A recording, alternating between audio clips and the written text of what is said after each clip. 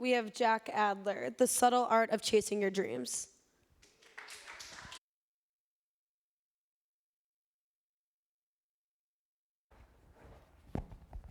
Testing, Stingler. Cool.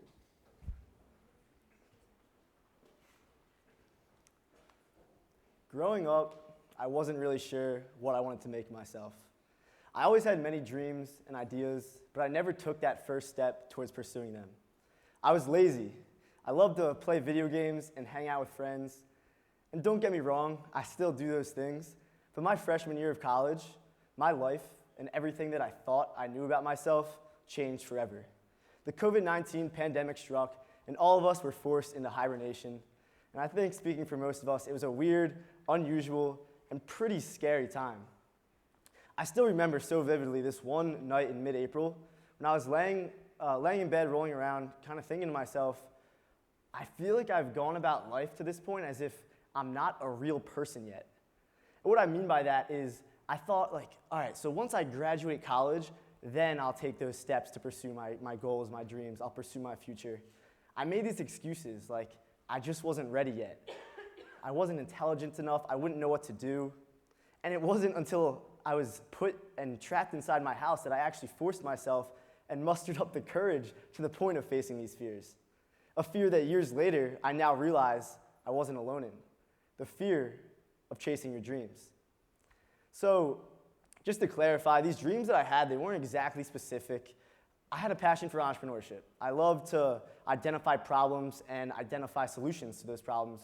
But those ideas, those solutions, always kind of just stayed in my head, and I never really did much with it. And it wasn't, again, until I'm now rolling around in bed that I'm like, you know what? The time is now. Why not? So I call my twin sister up. She's in the room next to me, and I'm like, Kate, let's start a business. And she's like, no. Why would we start a business? It's a global pandemic. Why would we look to profit off this time?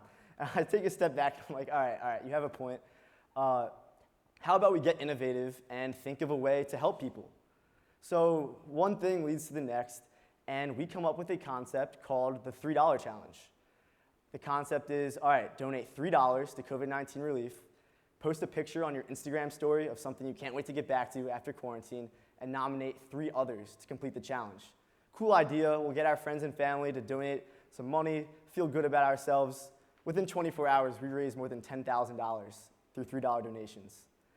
I was just as shocked as you all may have been, and this wave of emotions that came over me in this moment was naturally like, oh, so that's what happens when you muster up the courage to take those first steps in the direction of pursuing your dreams. And you see, like, this feeling of success, naturally, it's a little addicting. So when I felt this, I wanted more of it. And I began injecting myself into different opportunities left and right and loving it, loving every second of it. So I began working on different startups within sports, which was really my passion. And come 2021, I launched another company of my own, my current venture called Out2Win Sports. To date, with Out2Win, we facilitate brand deals between college athletes and companies such as Reebok, Crocs, Oakley, Nerf. It has been an unbelievable experience, and none of it would have been possible if I hadn't forced myself into that uncomfortable situation back in 2020. And take a step back, I'm not here today to talk about what I've done and my accomplishments. I'm really here to talk about what I've learned. Now, let's be real. We all have dreams.